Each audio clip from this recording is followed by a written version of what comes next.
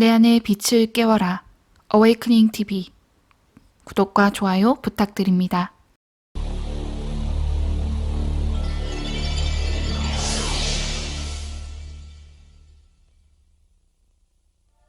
We've forgotten the basics of spirituality, which is that it's a communication and a conversation with God. And I'm convinced when I was in the light, that communication, that talking with God was probably the most important. It's just a feeling you can never ever forget. And then obviously each person's going to have that conversation in a little bit of a different way. Where I was up there in the light, in a familiar place. I was home. If I had my choice, I would have stayed. I try to go around loving people today. When you go to the other side, you understand first this: you're a great and powerful spiritual being. It's not all over with the death of the brain and the body.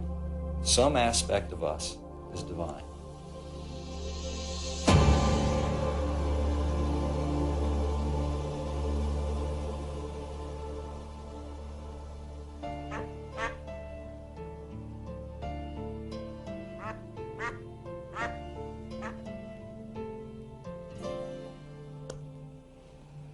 Hello, I'm Joseph Campanella. All the people you've just heard from have had their lives permanently altered by visions of what lies beyond this reality. Many have been positively changed by a near-death experience. The near-death experience, or NDE as it's come to be known, is common knowledge in the 90s. And no, this program isn't simply another treatise on the near-death experience. No, we're going to take you far beyond that. An estimated 8 million Americans have had near-death experiences, and many of them tell of having had personal encounters with divine beings as a result of their brush with death. And these encounters, these conversations with God, have had amazing transformational effects on the lives of these people. But first, let's lay the groundwork. All those who have had a brush with death tell a very similar story. People from all over the world who come close to death as a result of a cardiac arrest or other illness will report to us a common pattern of experience. This is Dr. Raymond Moody, noted psychiatrist, lecturer, and researcher. He is perhaps best known as the author of the groundbreaking examination of the near-death experience, the best-selling book, Life After Life. It has sold upwards of 15 million copies and has been printed in 14 different languages. They tell us, first of all, that they seem, from their point of view, to leave their physical bodies, to float up above the scene of the resuscitation, and to watch the events going on down below. They tell us that they go through a narrow passageway or a tunnel into an incredibly brilliant and warm and loving light. And they say that as they go into this light, they are met by the spirits of relatives or friends of theirs who have already died. They tell us that they may meet a being they describe as a being of light, a wise and loving presence who conducts them through a panoramic memory review in which they seem to see every single detail of their life displayed around them in full colors and 3 dimensions, and that as this progresses, they learn that the most important thing they could have done with this life they had just led is to learn how to love their fellow human beings.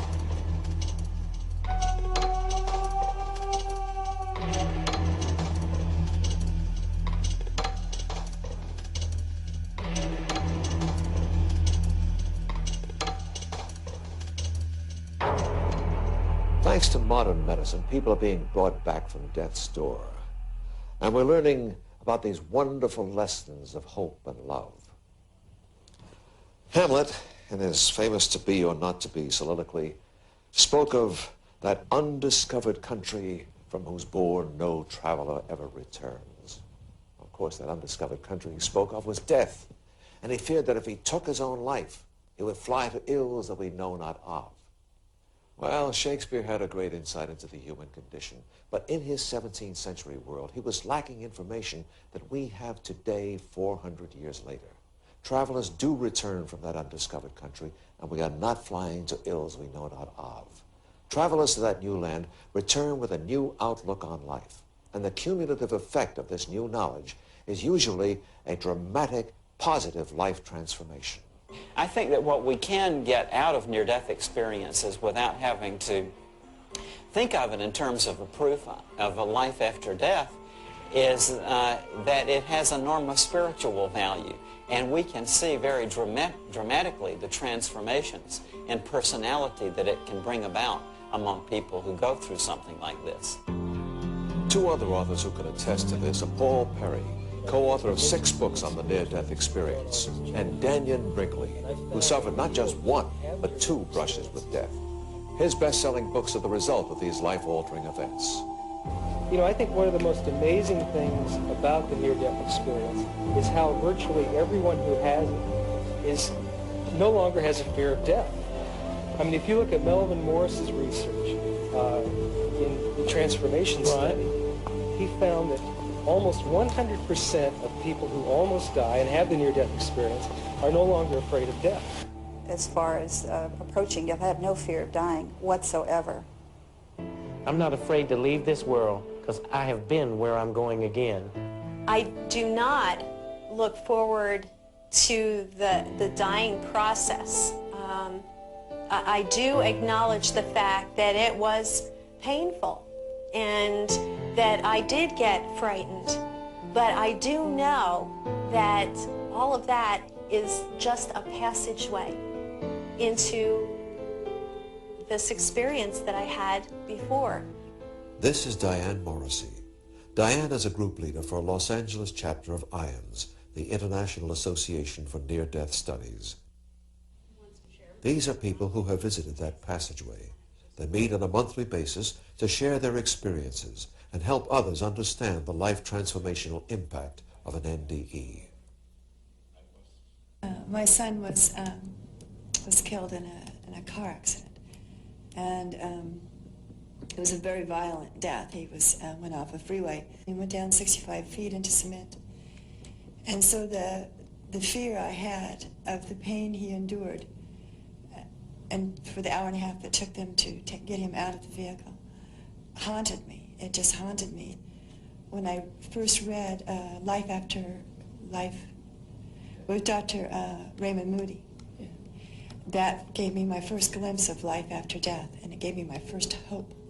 Quite a number of people over the years have told me that in the closing moments of their life that they were surrounded by helping presences, beings that you could characterize, I suppose, as angels. I just wanted to tell them, do what you have to do. I'm okay, because I was out of my pain. All of that pain, all of that suffering was completely gone. Nothing I've heard from my religious background, nothing I've read, no other things have helped but that. That was the single most significant thing that has happened. And it has transformed my entire life. So it changed my whole life. It changed my career. It changed what I believe in. It taught me that everything we think, do, and say is extremely important, much more than we ever thought before, no matter how religious we were. One of the most dramatic, complete, and profound life-altering near-death experiences is that of Diane Morrissey, author of Saved by the Light. He was electrocuted when lightning struck a telephone line outside his home. On September the 17th at 7:05 p.m. in 1975, I was talking on the telephone to a friend of mine. All right, Tommy, thanks a lot for inviting us. I have to check with Sandy, though, because you know she handled that time for me. Well, this is some storm we're having, huh? All right, well, anyway, thanks for inviting us.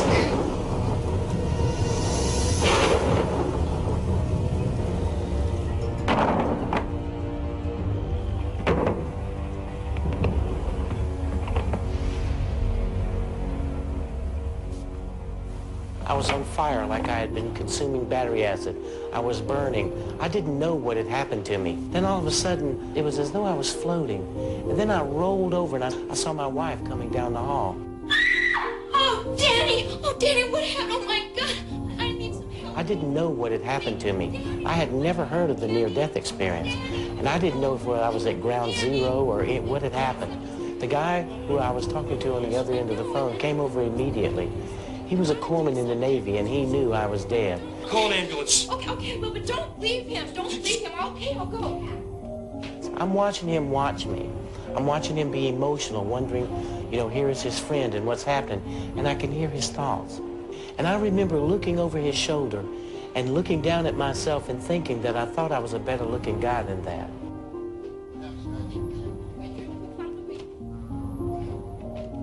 Check his vital signs.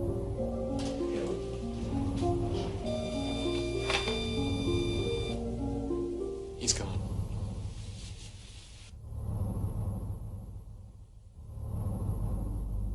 Then this tunnel began to form.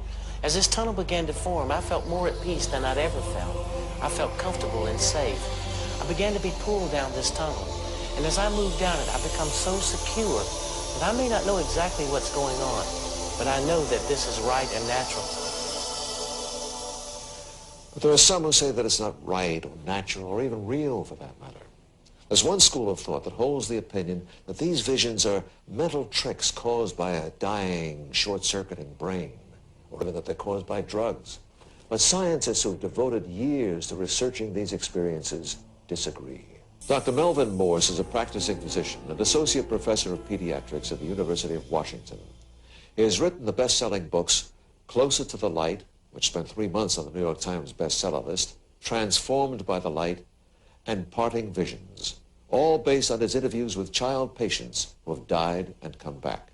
Deep within our brain, on the right side, right above the ear, and deep, deep, deep within the brain, is an area which allows us to communicate with, for lack of a better word, with God. And that is the part of the brain which allows us to have an inner voice, that allows us to have a sense of conscience. It's the quiet part, the nonverbal, intuitive side that every human being has. Dr. Larry Darcy, an internist who has studied the effect prayer has in the healing process. He is the author of Meaning and Medicine and Healing Words, The Power of Prayer in Medicine. There are now well over 130 controlled laboratory studies testing this ability of prayer to act positively at a distance, and over half of these studies show statistical significance that when I pray for you and I have a loving, empathic, and compassionate attitude toward you, then you change for the better. So we see that this right temporal lobe has many functions in our body. Some viewers may not be aware that telepathy, for example, is a well-established fact, has been documented in the laboratory again and again, and is mediated by our right temporal lobe. In one of the best human studies, we saw a cardiologist at the University of California Medical School at San Francisco perform this study in the coronary care unit at San Francisco General Hospital. Dr. Randolph Bird looked at 393 patients who either had an acute heart attack or severe chest pain. All of these people got admitted to the coronary care unit and were given state-of-the-art, high-tech coronary care. Half of these people, however, had their first names farmed out to various prayer groups in the San Francisco Bay Area, and half did not. This was what we call a double-blind study. Neither the patients nor the healthcare team, the doctors, nurses, and so on, knew who was and wasn't being prayed for. When the data were analyzed and the numbers were all assessed, it looked as if this prayed for group had been given some sort of miracle medication. Well, now this gives us more of a physiological explanation for telepathy, because this same area of the brain, which allows us to mediate these subtle electromagnetic forces, can then reach out at a long distance to someone else's electromagnetic field. There were fewer deaths in the prayed for group. The prayed for group required fewer potent drugs, such as antibiotics and diuretics. we can stop thinking of these things as weird or bizarre or paranormal. We understand that we're biologically equipped to have things like miracles happen to us. I can assure you, if what was being evaluated here had not been prayer, but some sort of new medication to be used for acute heart attacks, this would have been heralded as a modern medical breakthrough, and people would probably have been lined up down the street to get their hands on this stuff. So for the first time, we have a scientific understanding of the nature of God. And it is a miracle And the fact that neuroscientists are starting to understand it does not devalue it in any way. It makes it more accessible. It says to people who are struggling with their own spiritual feelings and intuitions, yes, you are right. You are not just a biological machine. You're a biological machine with something extra. Something, for lack of a better word, that has a soul. Modern science is implying that we have shared characteristics with the divine. You know, that's pretty good for me.